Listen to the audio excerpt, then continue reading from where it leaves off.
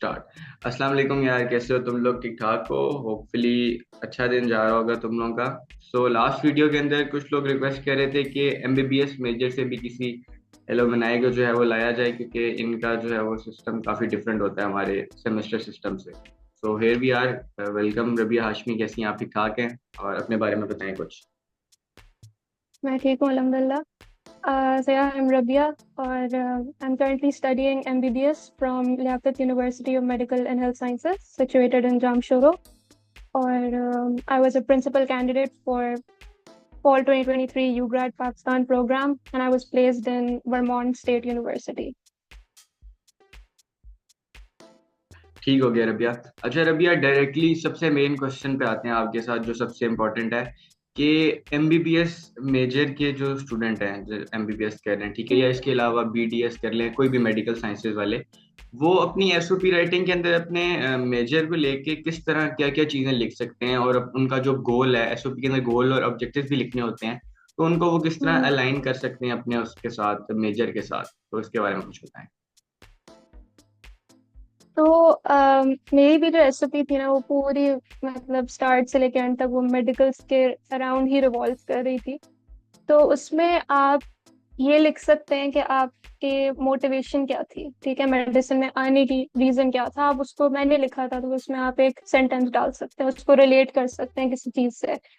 और community services में आप डाल सकते हैं कि आपने कहीं हॉस्पिटल में वॉलंटियरिंग किया है, कहीं भी वॉलंटियरिंग किया है, आप वो चीज़ डाल सकते हो। कहीं हॉस्पिटल में काम किया है, इलेक्टिव्स वगैरह किए हैं, आप वो डाल सकते हैं। अम, और फ्यूचर करियर गोल मेंशन कर सकते हैं, आगे जाके आपने क्या करना है। कि अगर किसी स्पेसिफिक फील्ड है जो दिमाग में है कि मुझे इसमें स्पेशलाइज करना है, आप वो लिख सकते हैं। और हाँ यही है कि मतलब वहां जाके आपको क्या फायदा होगा। तो वो जो मैंने जो एक उसमें होता है ना कि यू ग्रेड आप यूएस जाके आप क्यों जाना चाहते हैं, तो उसमें भी मैंने उसको करियर से ही लिंक किया था। मैंने अपने मेडिकल फील्ड से ही रिलेट किया था कि मुझे ये फायदा होगा।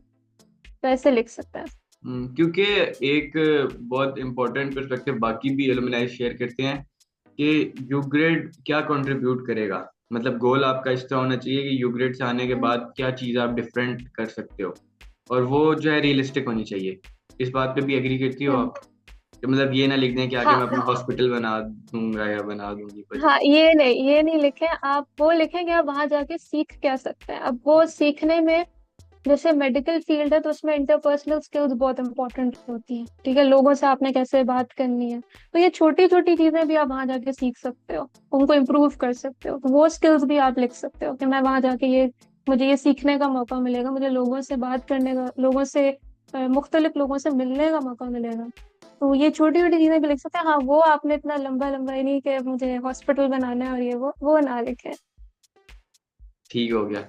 अच्छा रबिया, अब ये बताएं कि सबसे पहले आपने कौन से सर्टिफिकेशंस इंक्लूड किए थे अपनी एप्लीकेशन के अंदर।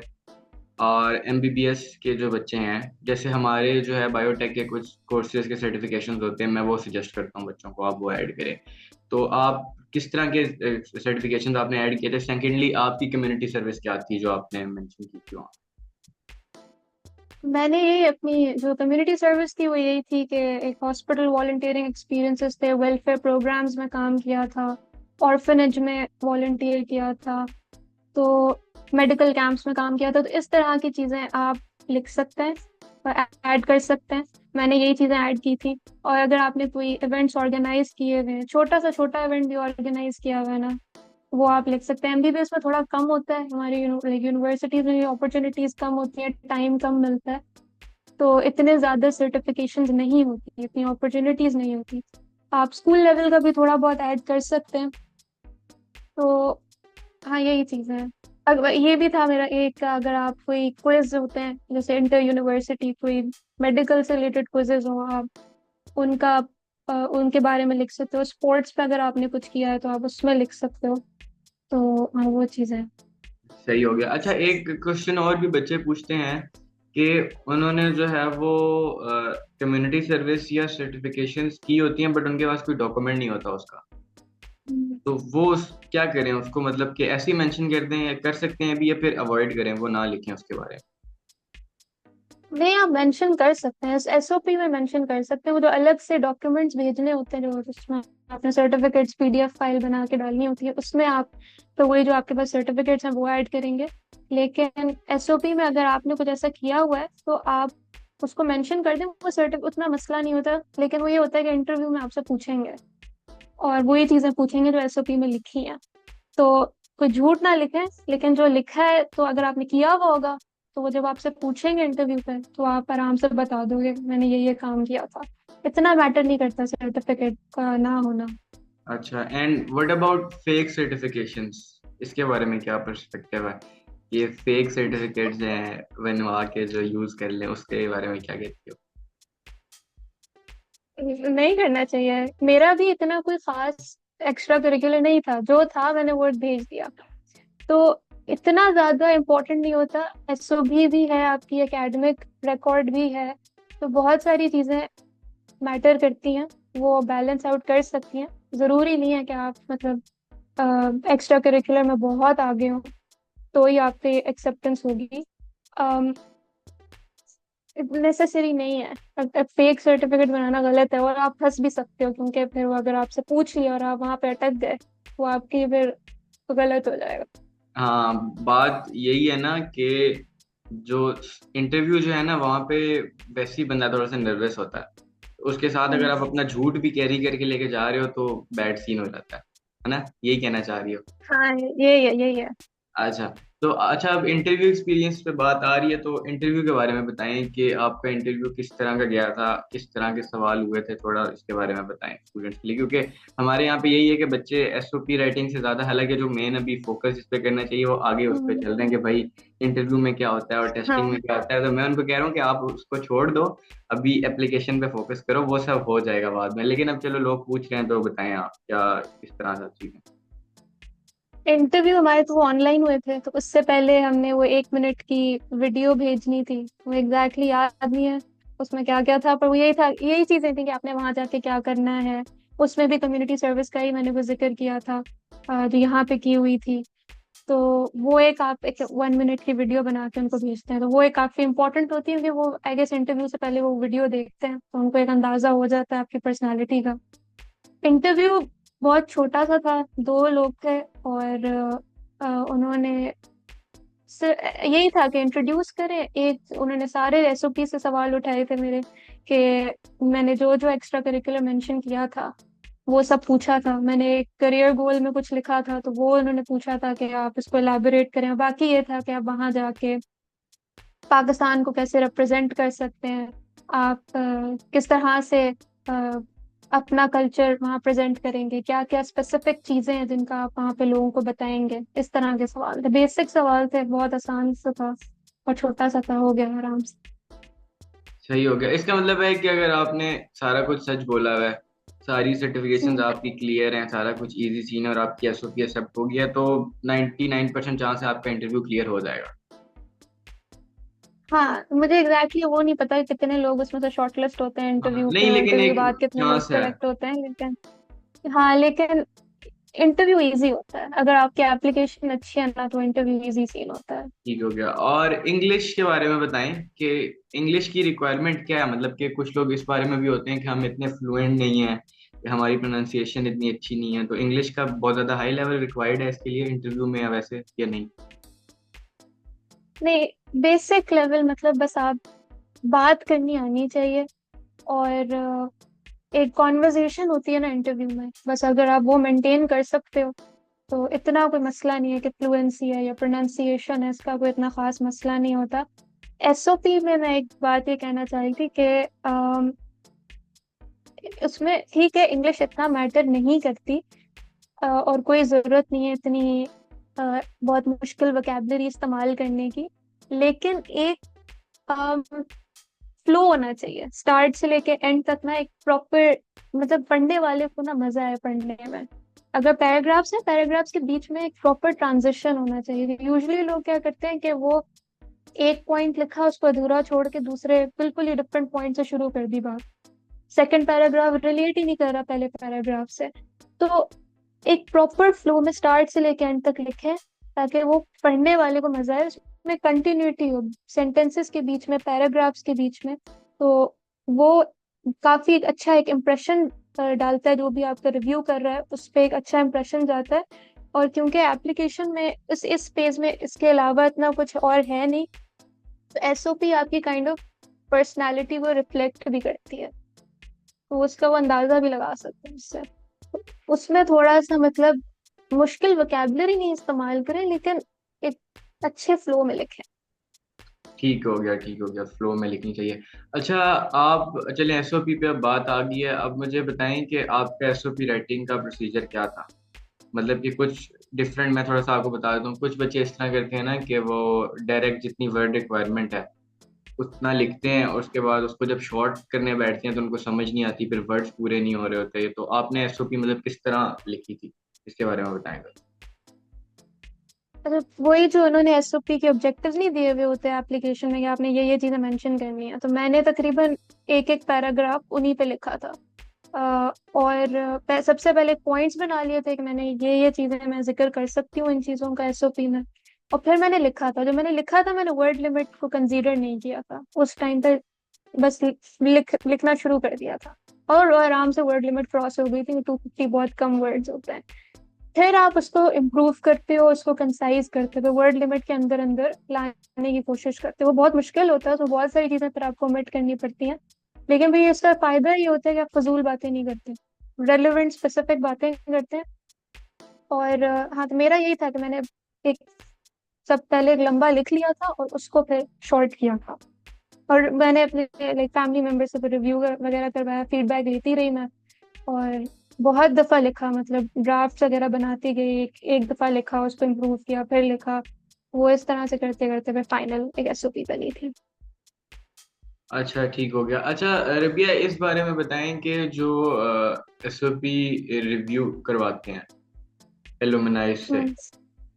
तो इसके बारे में क्या पर्सपेक्टिव है, करवानी चाहिए या नहीं करवानी चाहिए, या क्या फायदे हैं, क्या मतलब क्या सीन है, इसके बारे में बताएं। क्योंकि हर बंदा ना एक मैं डिफरेंट हाँ। पर्सपेक्टिव लेके आता है। मैं अपना बताता हूँ, मेरा पर्सपेक्टिव ये है कि गाइडेंस ले लो, ठीक है, बट एसओपी अपनी किसी को सेंड मत करो, रिव्यू मत करवाओ किसी से, एलुमनाई से तो खास तौर पे। मतलब किसी और से करवानी है आप करवा लें, बट जो हो के आए हैं, क्योंकि वो उनका अपना एक वे ऑफ थिंकिंग है, तो आपका अपना एक्सप्रेशन खराब हो जाएगा। तो इसके बारे में आप क्या कहती हो, क्या पर्सपेक्टिव आपका। मैंने किसी यूब्रा एलुमनाई से तो नहीं, अपने घर वालों से मैंने करवाया था रिव्यू। आई थिंक वो एक है कि हाँ, आप अगर एक एलुमनाई से करवाएं तो मुझे मुझे नहीं लगता इतना कोई खास मसला है। लेकिन ज्यादा लोगों से इतना फीडबैक लेने की जरूरत नहीं, वो हर बंदा आपको अलग चीज बताएगा, सबका डिफरेंट पर्सपेक्टिव होता है। तो जितने ज्यादा लोगों से पूछोगे उतना ज्यादा कंफ्यूज होगे। किसी एक से जिससे आप गाइडेंस ले रहे हो उसी से आप बात करो, उसी से रिव्यू करो, उसी से फीडबैक लो, तो फिर वो सही रहता है। अच्छा, ठीक हो गया। अच्छा रबिया, अब जैसे एमबीबीएस का कि ईयरली सिस्टम होता है ना, तो इसके भी इसमें किस तरह, मतलब जो स्टूडेंट बाहर जाते हैं उनका सेमेस्टर फ्रीज होता है या एक्स्ट्रा ईयर लगाना पड़ता है, या कोर्सेज किस तरह वहाँ पे पिक करते हैं, सेम कोर्सेज मिलते हैं या नहीं मिलते, और क्या चीज़ें हैं उसके बारे में बताएं। तो हाँ, हमारा एनुअल सिस्टम होता है, सेमेस्टर्स नहीं होते। इसमें फिर यूनिवर्सिटी पे डिपेंड करता है आप कहाँ पढ़ रहे हैं पाकिस्तान में। क्योंकि कुछ यूनिवर्सिटीज जो हैं वो काफी स्ट्रिक्ट होती हैं। उनको ये होता है कि आप आधा साल मिस कर रहे हो, आपकी अटेंडेंस पूरी नहीं होगी, आपके एग्जाम्स मिस होंगे। क्योंकि आपकी चॉइस नहीं होती कि आपको फॉल में सिलेक्शन होगी या स्प्रिंग सेमेस्टर में आपकी सिलेक्शन होगी, तो आपके एग्जाम्स भी प्रॉप मिस हो सकते हैं। और वो अगर एग्जाम्स मिस हो रहे हैं, मॉड्यूलर सिस्टम है तो मॉड्यूल्स मिस हो रहे हैं, तो वो यूनिवर्सिटीज एक्सेप्ट नहीं करती। वो कहती हैं फिर आप जाएं और आप वापस आएंगे तो आपको पूरा साल फिर रिपीट करना पड़ेगा, आप एक साल पीछे हो जाओगे।